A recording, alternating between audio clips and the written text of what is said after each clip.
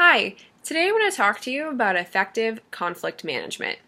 So there are many different aspects when it comes to conflict management. So first we're going to break it down and look at what conflict is. So conflict is the struggle or contest between people with opposing needs, ideas, and values. So the assignment previous, I talked about diversity in a group. So people come from all different backgrounds, they have different experiences throughout their life. So when they work together in a group, naturally conflict is going to happen, it's going to arise.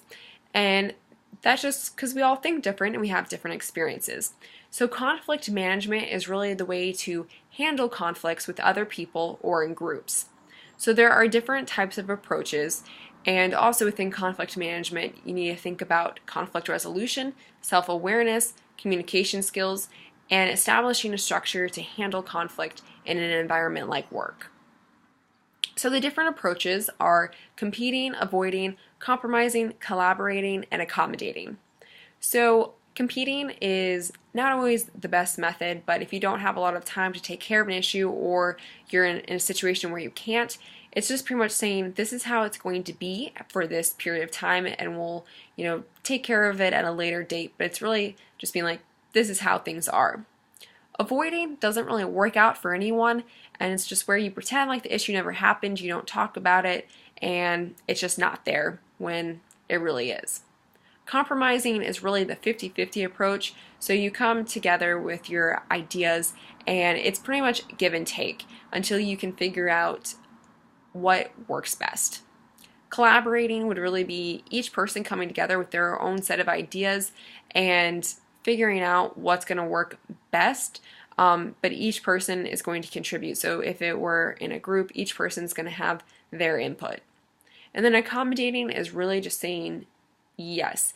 It's going along with what the other person is saying instead of putting forth your own ideas or being assertive in that situation. So conflict and conflict management, how does that relate to group 2? Well, we did have a few conflicts throughout the past 6 weeks, and some of these were group leader confusion, communication issues, and then connectivity problems with internet or computer problems. So the group leader confusion, we had already put out our standards and our goals for the group, and someone who wasn't the group leader was stepping up and trying to take those roles on, which then in turn was very confusing to the other group members. And really to get through this issue, the group leader just said, spoke with this person and spoke with the group, explained why it was important that we stick to what we had already all agreed on, and even asked, hey, would you like to be the group leader for this week and we can switch off. So they were able to compromise and get to a point where everyone understood what was going on and the conflict was resolved. Communication issues, everyone had a method they preferred, whether it was due to their lifestyle, their job. So it took a while to figure out what communication style worked for each person so that we all were passing the same information around, whether it was email, apps, phone numbers, or just within the group discussion board. And then issues with internet or computers, that really can't be avoided, but the best way to handle those situations was when people just communicated and said, hey, I'm having this problem, I'm going to be able to fix it at this date, or they found workarounds. And when people came together and just communicated, they were able to help one another and figure out solutions.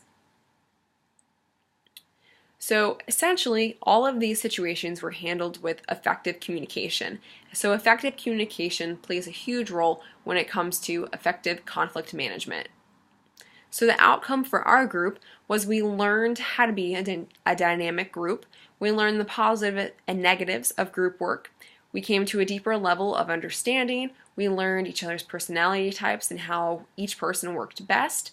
We found out what modes of communication worked best, and learned that even when it feels like you're failing, you just need to keep on trying, keep on communicating, because everything will work out and you will come to a solution. So overall, Group 2 did a great job with effective conflict management.